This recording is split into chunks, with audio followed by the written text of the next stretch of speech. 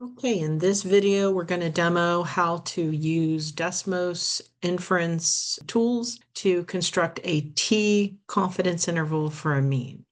So I have a problem over here that doesn't have any context, but we are told to construct a 95% confidence interval for a population mean, and we're given some sample information. We have a sample size of 15, our sample mean X bar, and our sample standard deviation S. Notice we're given S. That is specifically the sample standard deviation. We don't know in this case the population standard deviation. Then we're told that we can assume the underlying distribution is normal. So we have a small sample, we have an underlying distribution that is normal, but we do not have the population standard deviation, only the sample standard deviation.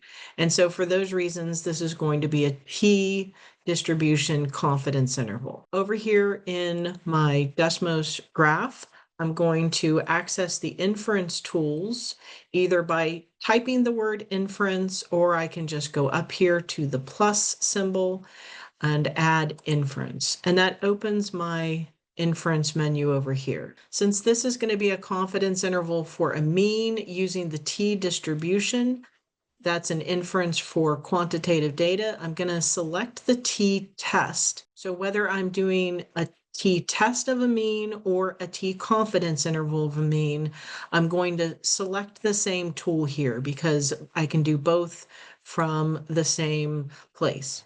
I have sample statistics here, not raw data. So I'm going to go over here and select the stats tab. It's going to ask me to enter my sample size, which is n equals 15. My sample mean is 317.9, and my sample standard deviation is 20.2. So those are the pieces of information that Desmos needs to construct my confidence interval. Now I'm going to click on Create Test, and I get this as my results, where I can now select whether I want to view the confidence interval or do a significance test. We're going to just focus on the confidence interval here.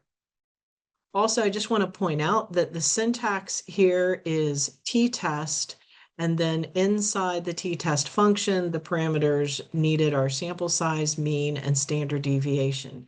So you can do that directly rather than from the inference menu if you're comfortable with that syntax.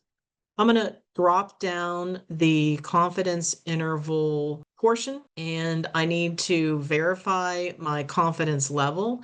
I'm asked for a 95% confidence interval, and the default confidence level is always 95%, but make sure you always check it, because if it's anything other than a 95% interval, then you need to change this. So you put the confidence level in as a decimal. And then this gives me my lower bound and my upper bound to one decimal place.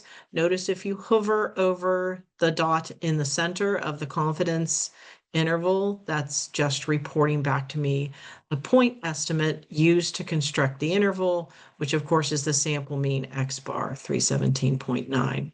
Also, if you do need more decimal places on the bounds, or if you need the standard error, you can just use this three-dot menu to access all of those. And if you want to or have a need for it, you can export those values to a separate line in the graph.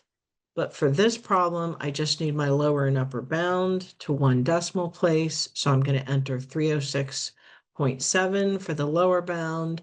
I'm going to enter 329.1 for the upper bound, and that's my T confidence interval for a mean.